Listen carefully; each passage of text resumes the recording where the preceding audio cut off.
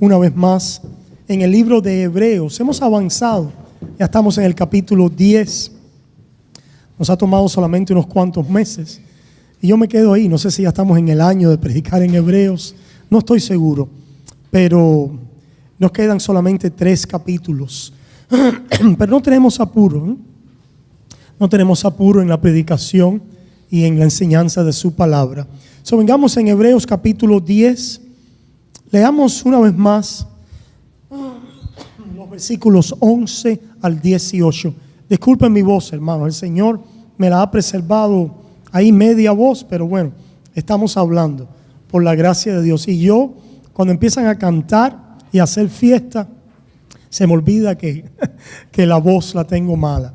El domingo pasado empecé a gritar, a cantar, y hoy he hecho lo mismo y haré lo mismo. Espero que el Señor preserve la voz.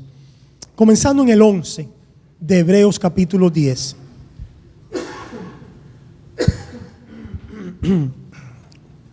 Y ciertamente todo sacerdote está día tras día ministrando y ofreciendo muchas veces los mismos sacrificios que nunca pueden quitar los pecados.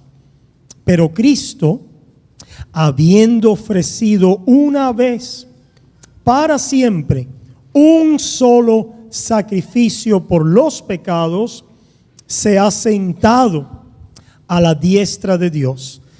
De ahí en adelante, esperando hasta que sus enemigos sean puestos por estrado de sus pies.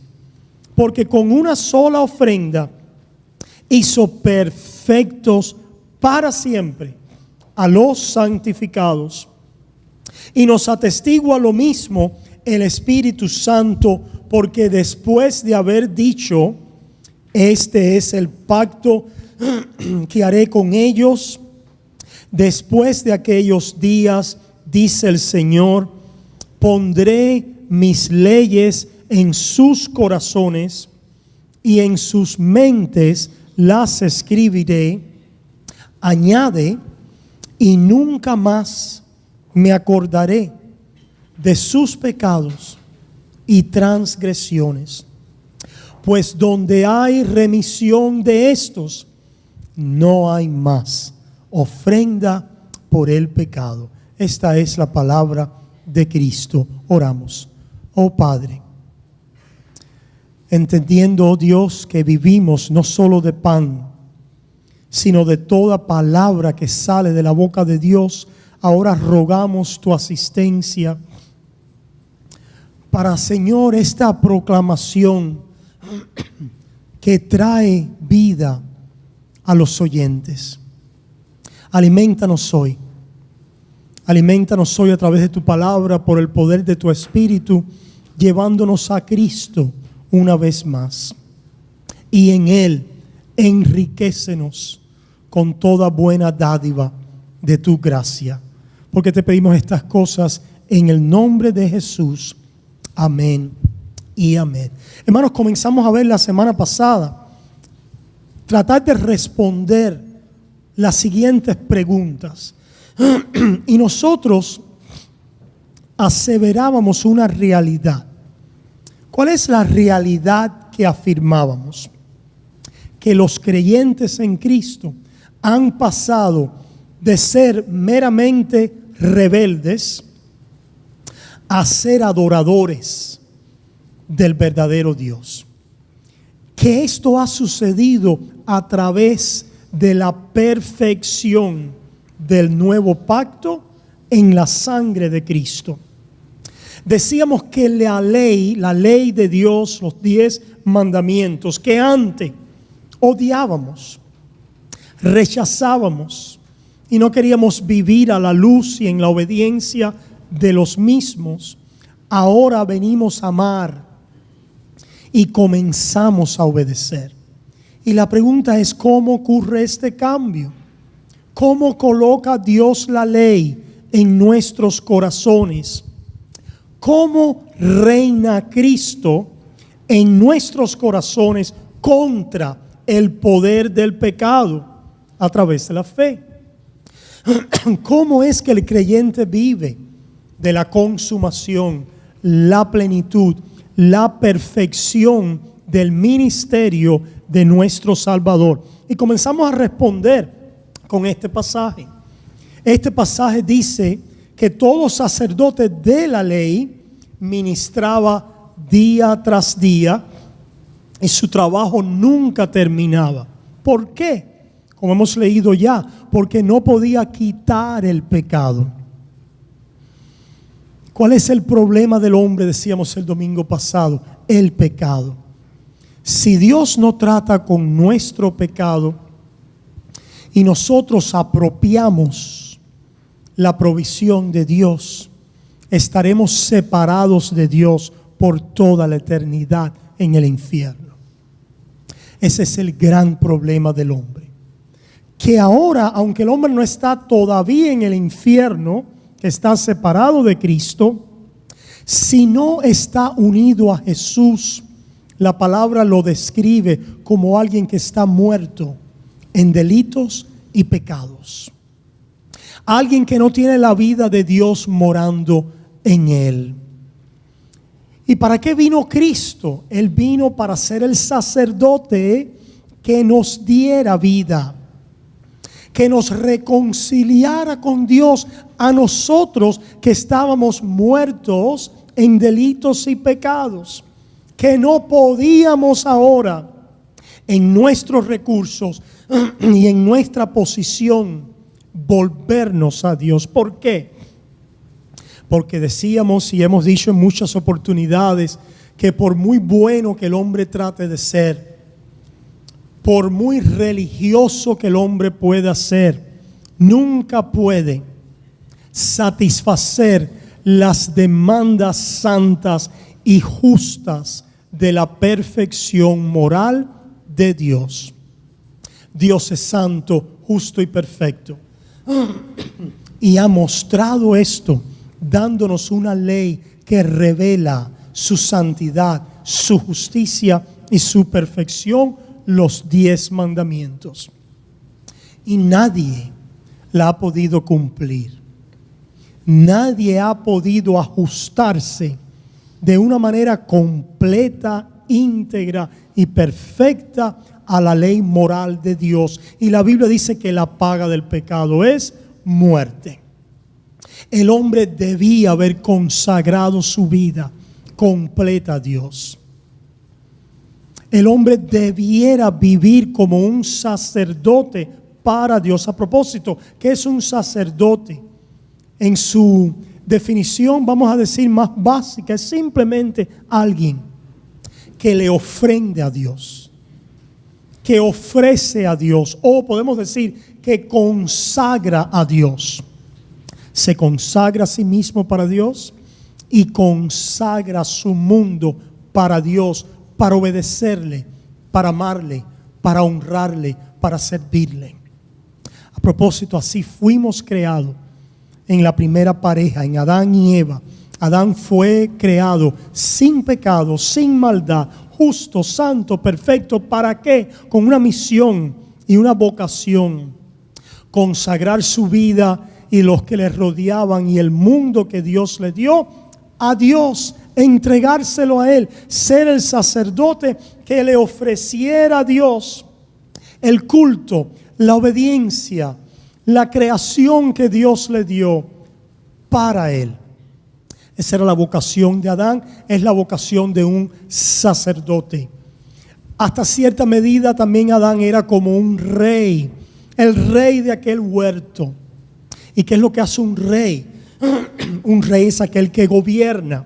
El sacerdote adora, ofrece adoración y consagración. El rey gobierna. Y los reyes también pelean. Cuando gobiernan, tienen que tener autoridad y tienen que luchar. Allí Adán fue puesto como un sacerdote para ofrecer, para consagrar, pero también para luchar. ¿Contra quién? Había un enemigo y un adversario. que la Biblia describe como la serpiente antigua, Satanás. Y Dios, en su plan, en su propósito y en su prueba al primer Adán, deja que este adversario entre en aquel huerto. Y Adán era llamado entonces a ejercer su rol de ¿qué? De sacerdote, de rey, a luchar contra la serpiente. Y también cómo iba a luchar. ¿Qué tenía Adán para luchar? La palabra de Dios. Lo cual nos trae al otro oficio del hombre. Profeta. Adán tenía que ser sacerdote, consagrar su vida a Dios y la de los demás, entregarla, ofrecerla en obediencia. Adán debía actuar como un rey, un gobernante que luchara contra los adversarios de Dios, y Adán podía hacerlo manteniéndose en la palabra del pacto que Dios le había dado. Que le hubiera sido para vida si Adán se hubiera mantenido en esa obediencia. Pero Adán falló como profeta, falló como rey y falló como sacerdote. Y en su desobediencia trajo a toda la humanidad. De tal manera que nosotros nacemos fallidos sacerdotes, reyes y profetas. Nacemos fracasados como sacerdotes, como reyes y como profetas. ¿Qué quiere decir eso? Nacemos con una corrupción que nos impide consagrarnos a Dios como Él demanda bajo su ley, pelear y vencer al enemigo como debe ser vencido como rey, primero como sacerdote consagrando, pelear y vencer como rey, y hablar y profetizar y ser guiados por la palabra de pacto que Dios nos ha dado. Nacemos en el fallo, en la corrupción de la vocación humana, a la cual Adán fue creado y llamado. Eso es lo que la Biblia quiere decir cuando dice: todos hemos pecado y estamos destituidos de la gloria de Dios. No quiere decir que el hombre no pueda mostrar cualidades buenas. No quiere decir que en el plano humano el hombre no pueda ser una buena persona, un buen padre, un buen trabajador, etcétera, etcétera. Lo que estamos diciendo es que en referencia a Dios, a la vocación, al llamado, a pararnos delante de Dios, el hombre, el primer hombre, y por ende y como herencia toda la humanidad, estamos destituidos. Nos quedamos cortos de la gloria de Dios, de glorificar a Dios en el llamado que Él nos ha dado. Esas son las malas noticias. Pero gloria a Dios, porque Dios introdujo en el mundo un sacerdote superior. Gloria a Dios, porque trajo al mundo un rey triunfante. Y gloria a Dios, porque trajo un mayor profeta, y este es Cristo Jesús. Lo que nosotros no logramos hacer y lograr, Cristo Jesús lo hace por nosotros. Pastor, pero nosotros obedecemos y nosotros luchamos y nosotros profetizamos. Hijo, lo que quiero que puedas entender es que toda tu obra es el resultado de haber sido ganada por otro a tu favor. La promesa del nuevo pacto, que Dios iba a poner la ley en nuestros corazones. Si la ley está en nuestro corazón, ¿cómo comenzamos a vivir? Como un sacerdote, como reyes para Dios y como un profeta. ¿Y cómo recibimos esa bendición? ¿Cómo la recibimos? Por el Evangelio, a través de la fe. Recibimos a Cristo, y recibiendo a Cristo, Cristo, que nos da su Espíritu, comienza a dar frutos. ¿De qué? De su sacerdocio, de su victoria como rey y de su anunciación como profeta, de su victoria a favor de nosotros los pecadores. En nosotros mismos no podemos hacer nada. Por eso es que Cristo dice en Juan capítulo 15, yo soy la vid y ustedes los pámpanos. Sin mí y separados de mí, nada podéis hacer. ¿Y cómo vinimos a ser pámpanos? ¿Y cómo crecen frutos en nuestros pámpanos o en nuestras ramas? Por la palabra de victoria de Dios en Cristo Jesús, por el oír de fe. Mira cómo lo dice la palabra en Gálatas capítulo 3, nos dice lo siguiente. Ahí en Gálatas capítulo 3 recordamos esta escritura donde había una iglesia que de alguna manera querían volver a ponerse debajo de la ley para ellos ser en sí mismos de alguna manera los sacerdotes, los profetas, los reyes. Cuando nosotros queremos separarnos o añadir algo, porque a veces no es tan burda como querer separarse de Cristo. Los Gálatas no se querían separar de Cristo. Lo que ellos habían comprado era la mentira que para estar unido a Cristo tenían que hacer algo conforme a lo prescrito en la ley para que Cristo entonces los bendijera, les regalara, les diera el reino. Esta es la idea de el ser bendecidos a través de las obras de la ley. Y Pablo entonces les llama y les requiere y les dice: oh Gálatas insensatos, ¿quién os fascinó para no obedecer a la verdad? A vosotros antes cuyos ojos Jesucristo fue ya presentado claramente entre vosotros. ¿Cómo? Crucificado como sacerdote, aquel que se ofreció a Dios a favor de los pecadores. ¿Se fijan? La amonestación de Pablo tiene que ver Gálatas. Para recibir el reino y ser bendecidos en Cristo Jesús, esto viene manteniendo los ojos en Cristo y crucificado. En otras palabras, en que Él es la ofrenda a nuestro lugar. Que nosotros no podemos limpiar nuestros pecados. Que nosotros no podemos vencer a Satanás por nuestras fuerzas. Que nosotros no podemos tener la claridad y la luz de la verdad de Dios en nosotros mismos. Que necesitamos a alguien que lo cumpla y lo logre todo a nuestro favor.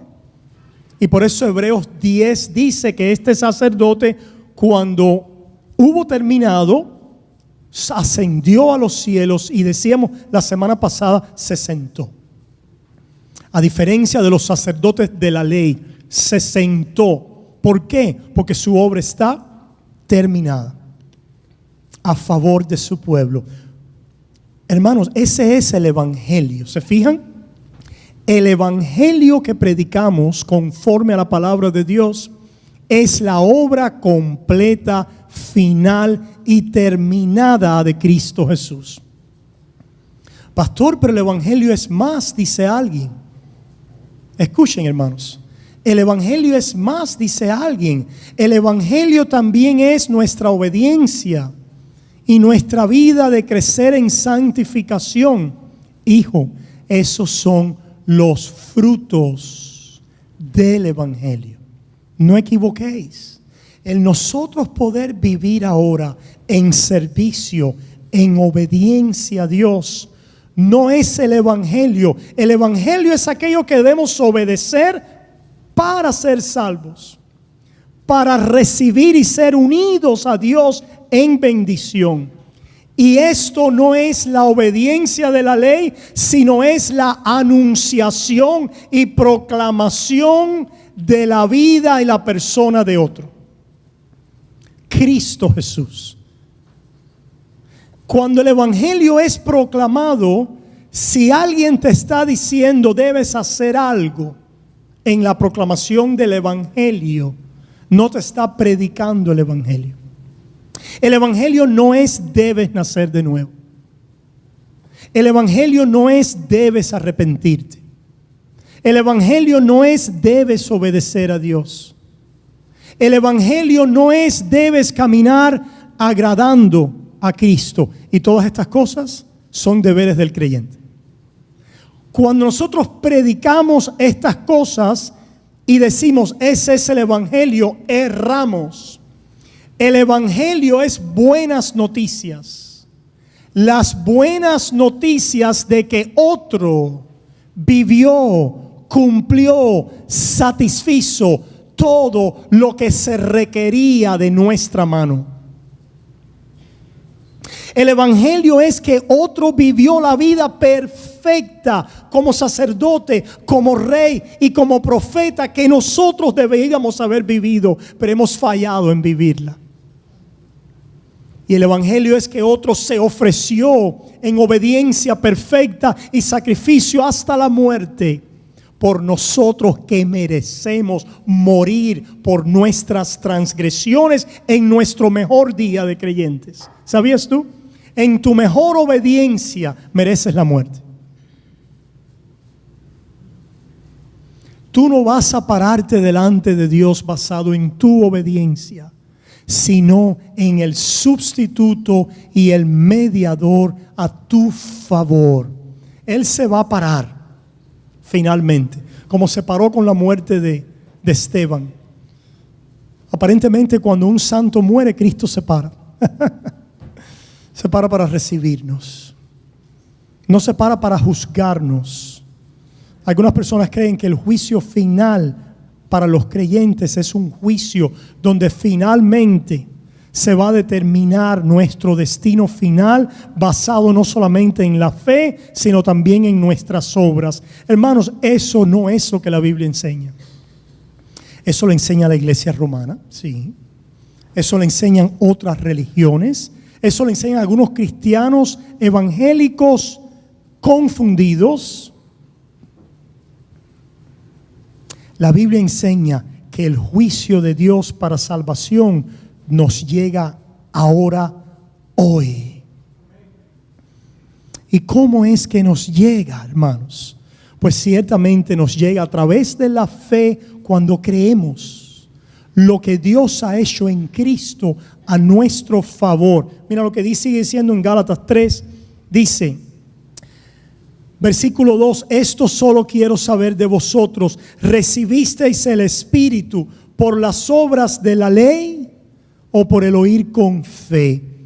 ¿Qué se necesita para ser salvo? Tener el Espíritu. Y yo te pregunto, ¿qué obediencia le vas a mostrar a Dios para que Él te dé el Espíritu? ¿Qué obediencia le traes a Dios para que Él te dé el Espíritu? Pablo dice, el Espíritu se recibe no por la obediencia de la ley, sino por el oír con fe. ¿El oír qué? Las buenas noticias de que Cristo ha vencido. Es decir, esto, hermanos, aunque de una manera pequeña o resumida es Cristo crucificado, tiene riquezas inigualables. Tiene las riquezas de cómo Cristo fue el sacerdote en todo momento, quien se consagró a Dios por nosotros. Desde que era un niño, dice que crecía, como me decía el pastor Oscar, preparando un mensaje, que crecía en sabiduría y estatura. Sin pecado, Cristo se consagró y se ofreció a Dios por ti, pecador. Cuando era un niño, Cristo, como mencionamos, se quedó allá en el templo y le dijo a sus padres, es aquí donde yo debo estar. Mi deseo es hacer siempre la voluntad de Dios. ¿Qué estaba haciendo Cristo ahí? El sacerdote que se ofrece a Dios en perfección completa, en rendición total. Ese no eres tú. Tu rendición no es total. Si tú crees que es total, estás engañado. Se requirió alguien con una rendición total y ese fue Cristo. Tu rendición puede ser muy obediente y te encomiamos a que te rindas cada día más a servir a Jesús. Pero tu rendición, si Dios te fuera a juzgar sobre la base de ella, hoy quedarías condenado. Porque tú no has sido el sacerdote que se ha consagrado todo a Dios. Pero Cristo se consagró a tu favor. Toda inclinación, todo deseo, todo aspecto afectivo de la vida de Jesús era para el Padre. Toda afección, toda comunión era para el Padre. ¿Se puede decir lo mismo de ti? No. Hay deseos en ti, pasiones de pecado. Por eso necesitas un Salvador. Porque no eres el sacerdote que Dios envió para salvarnos de violar la ley. El 10º mandamiento de la ley es: no codiciarás. Y Pablo en Romanos capítulo 8, ¿qué quiere decir no codiciarás? No desearás. No tendrás una pasión de pecado. Eso es lo que quiere decir codiciar. La codicia es que una inclinación, algo que nos arrastra en deseo. No hemos cometido una acción pecaminosa, pero sentimos una inclinación hacia el pecado. Santiago dice que todo pecado que nosotros hacemos procede ¿de dónde? De allí. De esa realidad en la vida de todo pecador. Y Pablo, cuando era un fariseo, da el testimonio en Romanos capítulo 7, no lo vamos a leer por falta de tiempo, lo hemos mencionado muchas veces, y dice: yo conocí lo que era el pecado cuando finalmente me di cuenta que yo codiciaba, que en mí había pasiones de pecado hacia el pecado. Cuando me di cuenta que yo quebrantaba el 10º mandamiento, cuando me di cuenta de eso, dice Pablo, yo morí. El pecado revivió y yo morí. De esa muerte tenemos que ser rescatados por un sacerdote sin concupiscencia. Cristo no cometió el pecado de la concupiscencia. Todos sus deseos y afectos fueron santos y puros por ti, a tu favor, para salvarte, para cubrirte. ¿Con qué? Con su sacerdocio. Ese es el evangelio. La predicación de que en Él está la victoria. ¿Cómo es que Él vence? A través de su sacerdocio. Aquí aparece una paradoja aparente, pero no es una contradicción. ¿Cómo Cristo vence al enemigo? ¿Quién es el enemigo? La serpiente antigua, Satanás, ¿verdad? Y por supuesto, todo lo que acarrió el pecado en nuestra vida, la muerte, la condenación, el mundo caído en pecado. Ahora, ¿cómo es que Cristo vence a Satanás? Por su muerte en la cruz. Cristo cumple y vence a Satanás como rey triunfante en su obediencia sacerdotal. Ofreciéndose como un cordero, se levanta como el león. Ofreciéndose como el cordero que quita el pecado del mundo, se levanta como el león, el protegedor, el cuidador de la tribu de Judá y de la manada pequeña de su pueblo. Se levanta como poderoso león porque se ofreció como inocente cordero de Dios. Y cómo ahora Cristo cumple su función de profeta, porque Cristo testifica de esta realidad. Lo testifica en su ministerio terrenal y siendo ascendido a los cielos, ¿cómo lo testifica? Enviando a su Espíritu Santo, que da testimonio de Él, de su victoria, de su señorío, de su reinado. Cristo es Rey. Cristo es Señor. Tú no haces a Cristo Señor. Cristo es Señor. Tú no haces a Cristo Rey. Cristo es Rey. Tú no haces a Cristo sacerdote. Cristo es sacerdote. ¿Y cómo somos unidos a Él? Creyendo en su sacerdocio, en su reinado, en su profecía, confiando, descansando en lo que Él ha hecho a propósito. Esto es como recibimos de Dios, y esto es lo que quiere decir el oír de fe. Para poder recibir del sacerdocio de Cristo, tenemos que parar nuestro sacerdocio. Escuchen, hermanos. Para nosotros poder recibir del sacerdocio de Cristo, que es la cobertura por nuestros pecados, nosotros tenemos que condenar nuestro sacerdocio. Pastor, pero yo me he consagrado. Pastor, pero Dios me ha recibido, porque yo me he rendido, porque yo me he consagrado, porque yo he obedecido. Yo te pregunto esto: ¿tú vas a estar en la presencia de Dios por tu sacerdocio? Estás maldito. La palabra que recibes hoy del Evangelio es la palabra de condenación en la ley. Hay una palabra de bendición para ti, pero la única manera en que lo puedes recibir es si maldices tu sacerdocio y recibes de Él un sacerdocio a través de la fe. Y por eso Gálatas continúa diciendo: tan necio.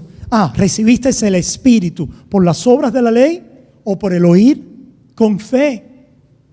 Tan necios sois, habiendo comenzado por el Espíritu, porque los Gálatas habían oído que la única manera de ser reconciliados con Dios es creyendo y confiando en la persona y la obra de Cristo. Pero ahora se estaban volviendo ¿a qué? A añadir algo a la suficiencia de aquel sacerdocio.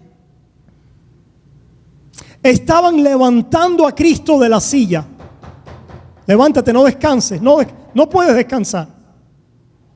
Todavía hay una obra que hacer y nosotros te vamos a ayudar.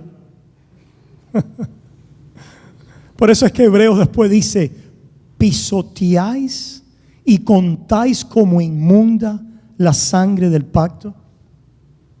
Es el pecado de no confiar, de no descansar en el sacerdocio de Cristo a expensas de las obras de la ley, a expensas de la obediencia de la ley. Les dice entonces, se fijan, recibimos el Espíritu a través de la fe. La fe viene por el oír, y el oír la palabra de Dios.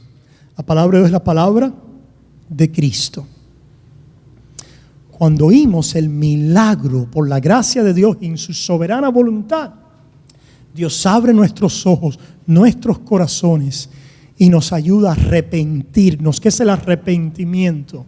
Somos traspasados con la convicción de pecado. Viene a nuestras vidas el dolor por el pecado y venimos a darnos cuenta que delante de Él estamos desnudos y necesitamos una cobertura, un Salvador. El arrepentimiento evangélico es aquel que renuncia a sus obras. Es aquel que condena sus obras. Filipenses capítulo 3. Todo lo he estimado por basura para ganar a Cristo. todo lo que yo hacía, todo lo que tenía, todo mi resumen, todo mi currículo espiritual, decía Pablo, cuando me di cuenta que yo era quebrantador del 10º mandamiento, me di cuenta que estaba muerto delante de Dios, que no podía presentarme con una fe que trajera alguna obediencia para que Dios me recibiera. Que tenía que confiar solamente en la justicia de Cristo a mi favor. De esta manera recibimos el Espíritu de Dios. El Espíritu viene y nos da ojos para arrepentirnos, para cambiar la mente, para voltearnos. El arrepentimiento es cambiar la mente y voltearse.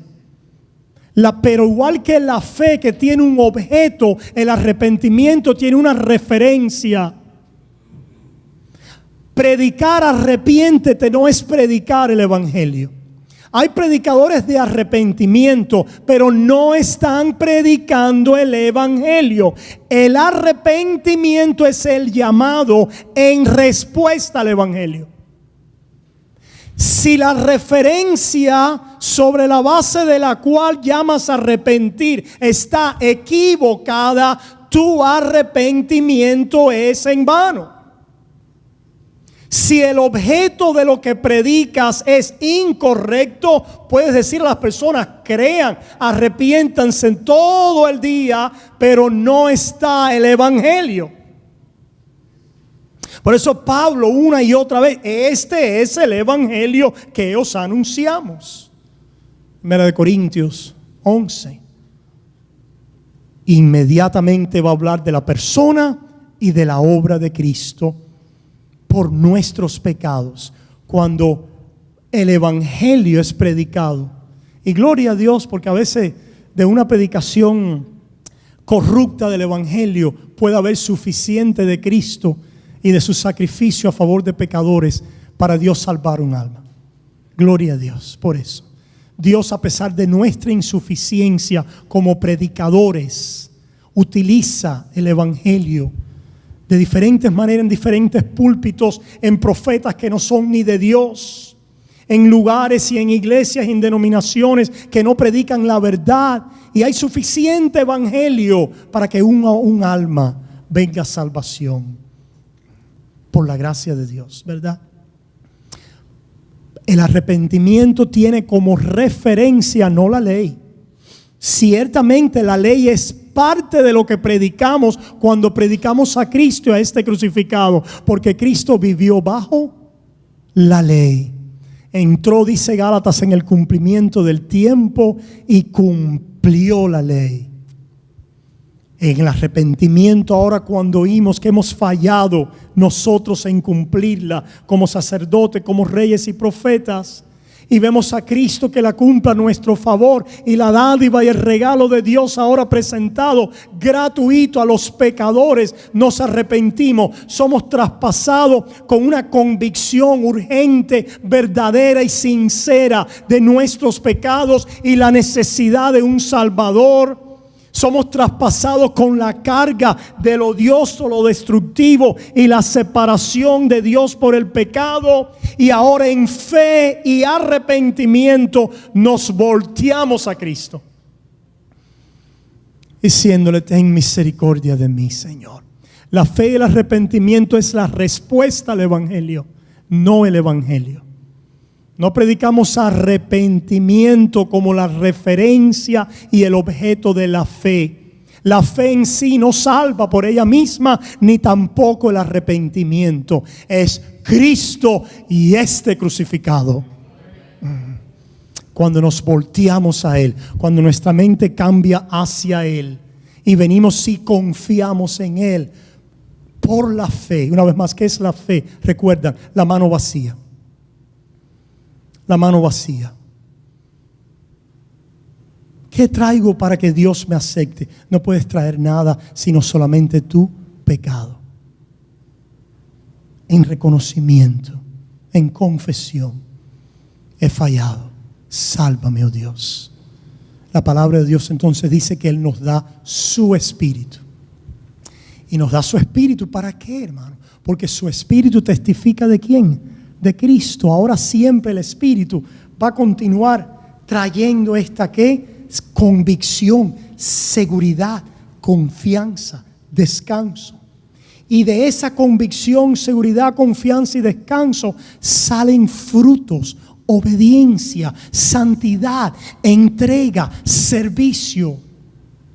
Porque le amamos, porque Él nos amó primero. Y por eso entonces, hermanos, es que Pablo continúa diciendo a los Gálatas en el versículo 5: aquel pues que os suministra el Espíritu y hace maravillas entre vosotros, lo hace por las obras de la ley o por el oír con fe. No solamente que nos dio el Espíritu al principio, sino el que hace ¿qué? Maravillas entre nosotros. ¿Cuáles son las maravillas de Dios entre nosotros? Pastor, que de pronto aquí empieza a caer oro del cielo. Pastor, que de pronto aparezca una imagen en uno de esos vidrios. Pastor, usted está muerto. Que de pronto empecemos a echar fuera demonios. Y de pronto en las personas empiecen a haber sanidades. Ahí están las maravillas de Dios.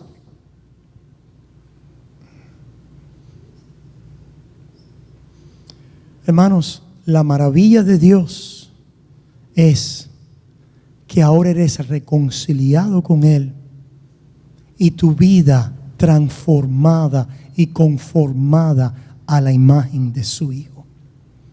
Yo os he puesto para que llevéis fruto y vuestro fruto permanezca. Pastor, ¿quiere decir que Dios no hace milagros hoy, que Dios no ama nada? De ninguna manera. De ninguna manera. Oramos y alguien puede sanar. Mi vida es un testimonio de sanidad. Cuando niño era epiléptico, le dije en una de mis últimas operaciones, le dije al médico: ¿de qué tú has padecido? De epilepsia. Y dice: no, pero si padecías de epilepsia, eres epiléptico. Y dije: bueno, usted ponga ahí lo que usted quiera poner, pero a mí Dios me sanó. Tenía una lesión en el cerebro que producía ese foco de epilepsia y se fue. Dios lo quitó. A Dios le plació, a través de la oración de la iglesia, de mi madre, mi padre, ofreciéndome a Dios y diciendo: Señor, creemos que puedes sanarlo. Y te lo entregamos a ti. Mi madre estaba allá hasta lo último con mis enfermedades y yo estaba muy delicado.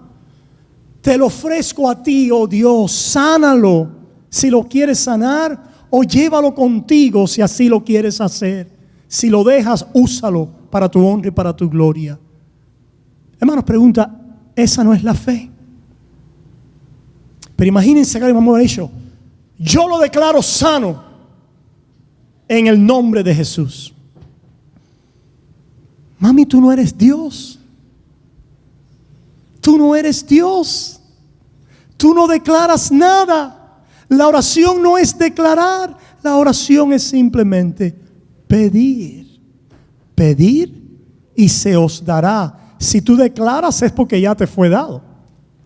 Ahora, ¿saben de dónde viene esto, hermano? Del malentendido de Cristo y de que Él nos ha sido dado ya.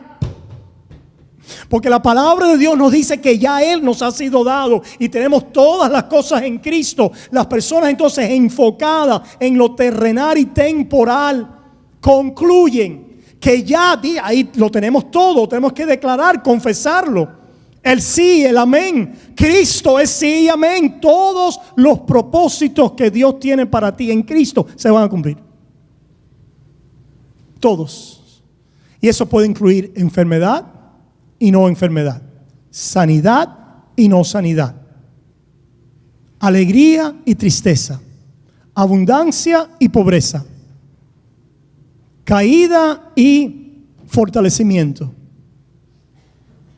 problemas en relaciones y alegría en relaciones. Pero todas las cosas obran para bien aquellos que aman a Dios, aquellos que son llamados conforme a su propósito. ¿Y cuál es el propósito de Dios? Hacer maravillas entre nosotros. Ciertamente Dios nos puede sanar y Dios provee financieramente y Dios continúa haciendo milagros. Lo creemos. Pero ese no es el enfoque primero de la vida cristiana. El enfoque de la vida cristiana es Cristo y su propósito para mi vida. El propósito para mi vida pudiera haber sido para mi mamá haberme tenido por 6 años y haber luchado conmigo como luchó. El propósito para mi vida en algún momento pudiera haber sido cuando una vez nos dijeron que nuestra hija venía con Down syndrome, haber tenido una hija con Down syndrome y habernos llevado una vida de sacrificio, de amor, de entrega, de cuidado por una hija con Down syndrome. Declaro que no tiene Down syndrome y fueron ahí a declarar y a forzar el milagro de Dios con sus declaraciones. Fatuos, necios, ignorantes de la voluntad y de los caminos de Dios. A Dios se le pide como el Padre amante y bueno, y se espera en Él, y nos rendimos a su voluntad. Hágase tu voluntad en mi vida, oh Dios, porque tú sabes lo que es mejor para mí. Tú sabes lo que quieres hacer en mí a través de Cristo. ¿Cuál es esa voluntad de Dios? Vengamos, hermanos. Ya vimos aquí en Gálatas que Él suministra el Espíritu y hace maravillas por el oír de fe, lo cual quiere decir, no solamente nos justifica por el oír de fe, sino hace maravillas o obra en nosotros por el oír de fe. ¿Por qué decimos esto? Porque unas personas dicen, para la justificación es el oír de fe. Pero para ser santificado tenemos que obrar. Hermano, no es obvio que el obrar es caminar en santidad, en santificación. ¿Qué obediencia tú vas a darle a Dios para que Él te haga obedecer? Para que Él te premie con la obediencia. ¿Se fijan? ¿Qué obediencia le traes a Dios para que Él te premie con la obediencia? ¿Se fijan? No, para ser justificado solo por la fe, pero para la santificación progresiva, esto es, para limpiar mi vida, para la bendición diaria y yo poder caminar en obediencia, etc. Ahí se requiere nuestra obediencia. Tenemos que obedecer para que Dios nos bendiga.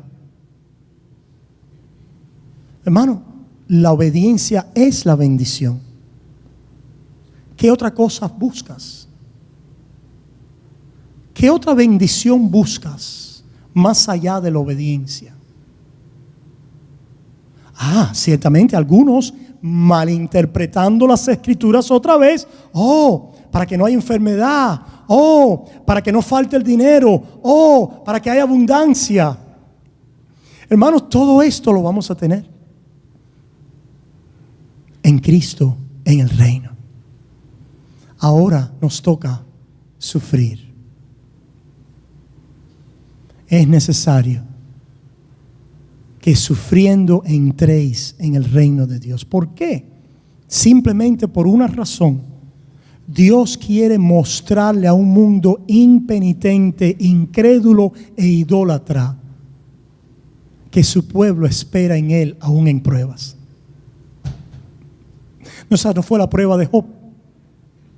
Que su pueblo, aunque débil, aunque imperfectos y aunque sin fuerzas muchas veces, persevera hasta el fin en medio de pruebas. Las pruebas son necesarias, revelan el carácter de nuestra fe y manifiestan al mundo la gloria de Dios en nuestras vidas. ¿Se fijan? Pero este evangelio no es popular. No. Si nosotros estuviéramos diciendo, ven para que seas rico, y ven, declaramos, confesamos, todos vamos a ser ricos y sanos, y todas las cosas, y grandes cosas, cosas extraordinarias. Hermanos, la iglesia evangélica de hoy en su reporte mayoritario está endrogada. ¿Qué quiere decir? Usted ha visto una persona endrogada o, ¿cómo se dice? Under the influence, drogada. Gracias por corregirme el español. drogados, bajo la influencia, intoxicados. That's the word I was looking for. Intoxicados. La iglesia evangélica de hoy, en un gran reporte mayoritario, está intoxicada. ¿Con quién? Con ellos mismos, con sus obras, con sus proyectos, con su brillo, con su gloria, con su quehacer, con su currículo, con los milagros, con las cosas extraordinarias, etcétera, etcétera, con las cosas sensuales, con las emociones.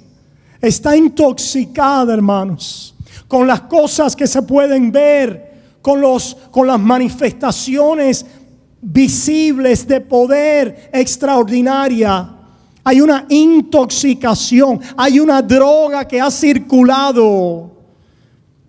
Y hay muchos creyentes intoxicados, hermanos.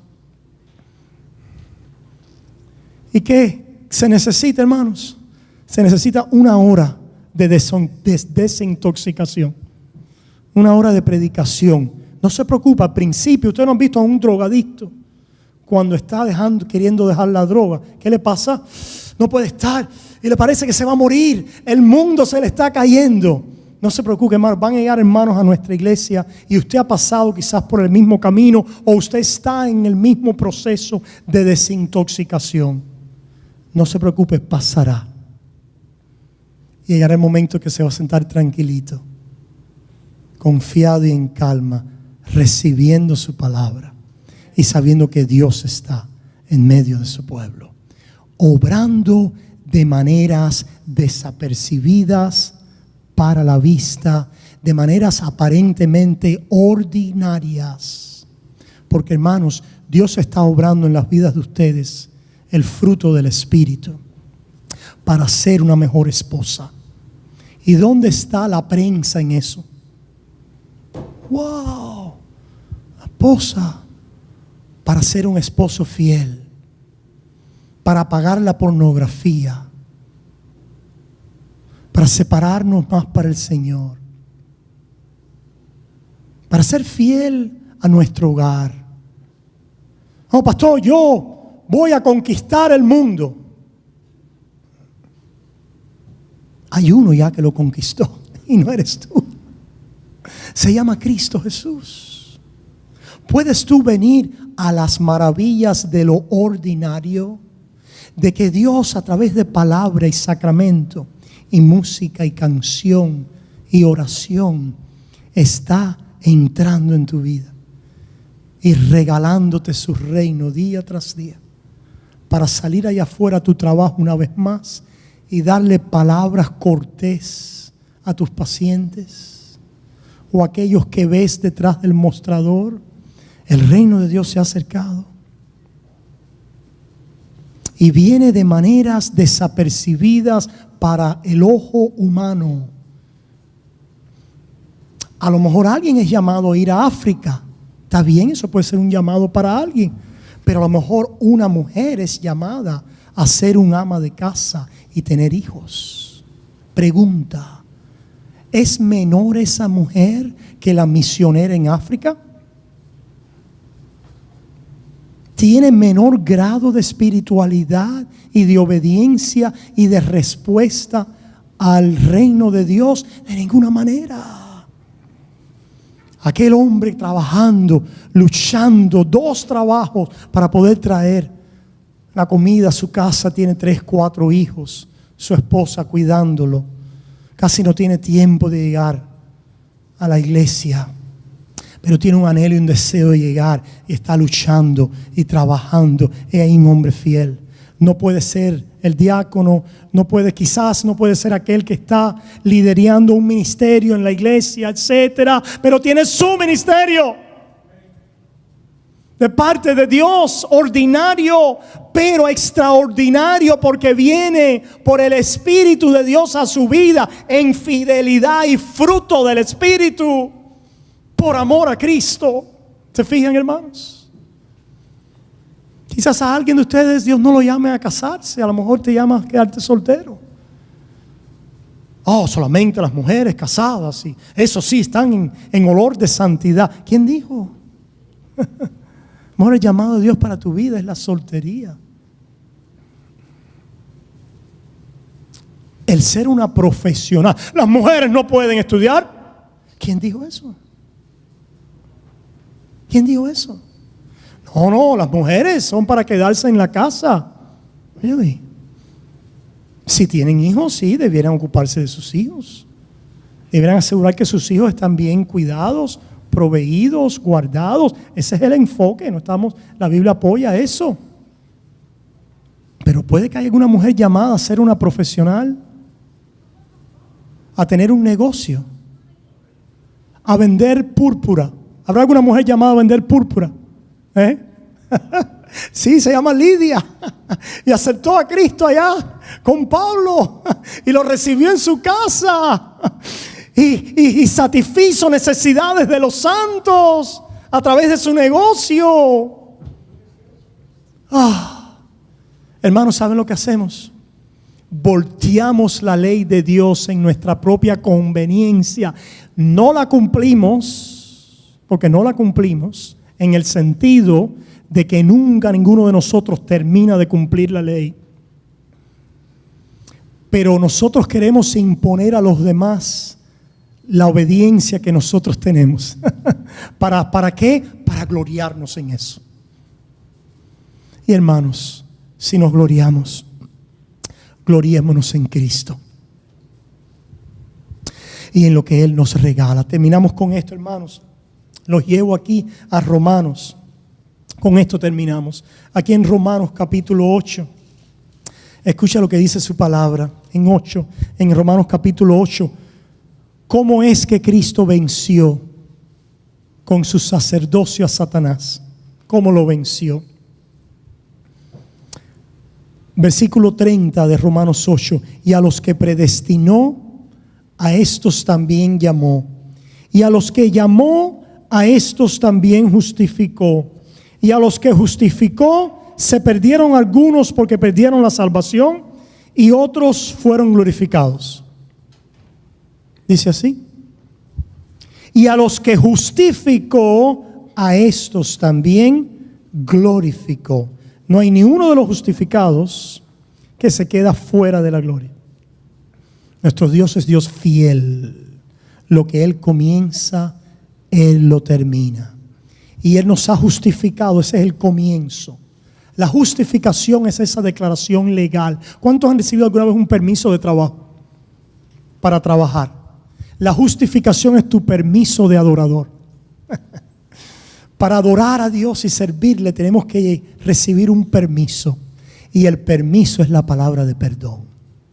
Te perdono, te justifico. Y ahora, con ese permiso, el enemigo viene y dice: ¿y qué haces tú en la iglesia? ¿Y qué haces tú adorando? Y vas allá otra vez. ¿Y por qué te atreves a tocar esa Biblia? ¿No ves que Dios te ha sido infiel? Mira tus pecados y tus maldades. Cuestiona tu posición en Cristo.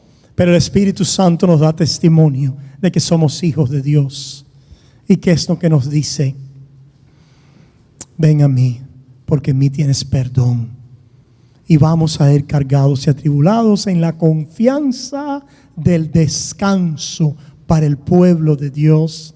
Y de que estamos en camino a la gloria. Esa seguridad, esa confianza nos hace caminar en gloria. ¿En qué tipo de gloria? En la gloria de llamados ordinarios. Cada día en el fruto de su espíritu. ¿Cuál es esa victoria? Que ya no hay más acusación.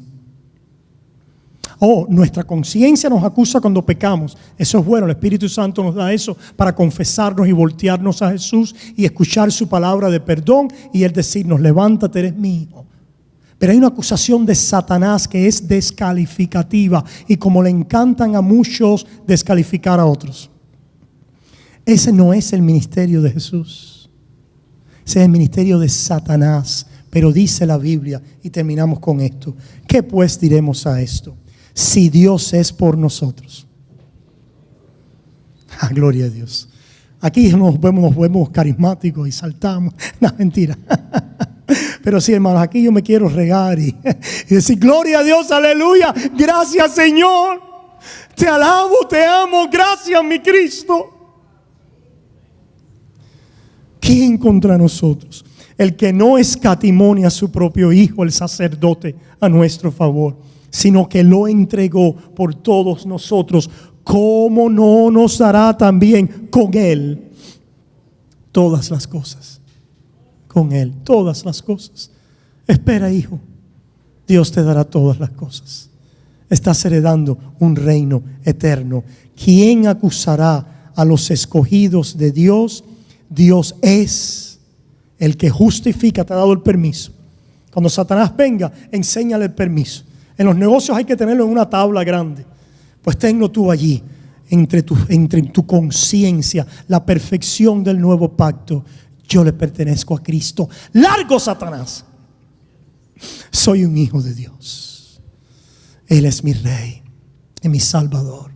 El que permanece en esa palabra dice que más grande es el que está en nosotros que el que está en el mundo.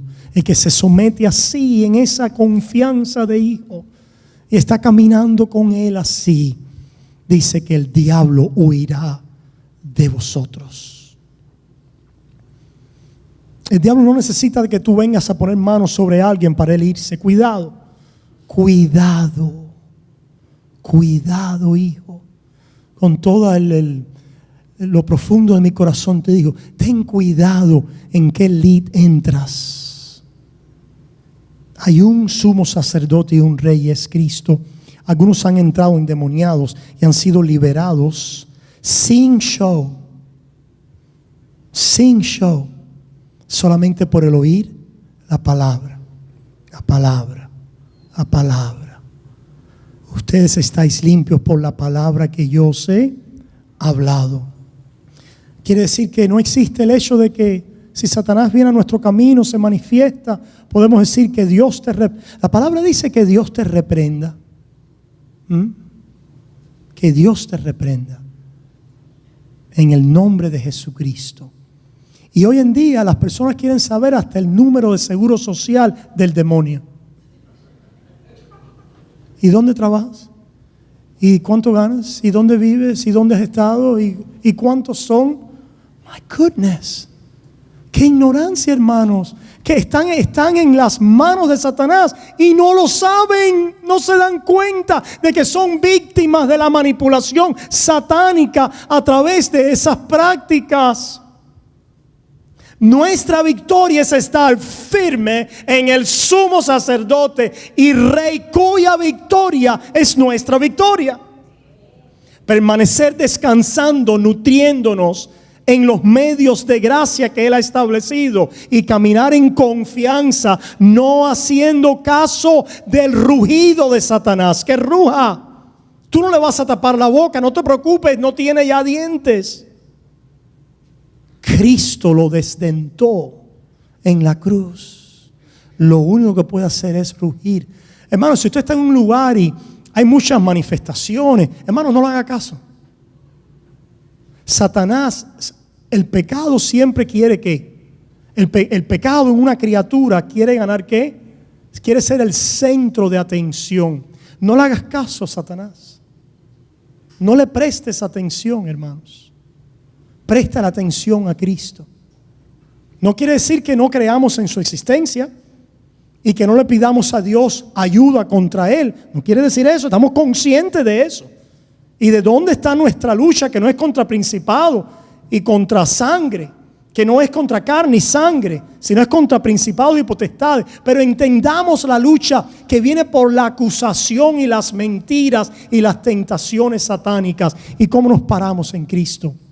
Confiando, confesando, descansando. Y oímos entonces esta palabra: ¿quién acusará a los escogidos de Dios? Dios es el que justifica. ¿Quién es el que condenará? Cristo es el que murió, más aún el que también resucitó, el que además está a la diestra de Dios, el que también intercede por nosotros. Oramos, Padre. Gracias, oh Dios. Oh Señor, ayúdanos a salir de aquí henchidos por el Espíritu, porque estamos llenos de tu palabra. Ayúdanos a revisitarla durante la semana, meditarla en nuestros corazones.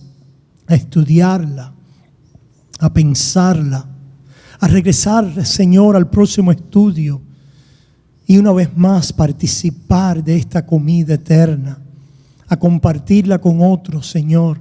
Oh Padre, que tu palabra dé muchos frutos en nuestra vida, produciendo fe para confiar, y confiando amemos y caminemos en santidad. Porque Padre, te pedimos todas estas cosas humildemente en el nombre de Jesús. Amén y amén. Hermanos, que Dios les bendiga y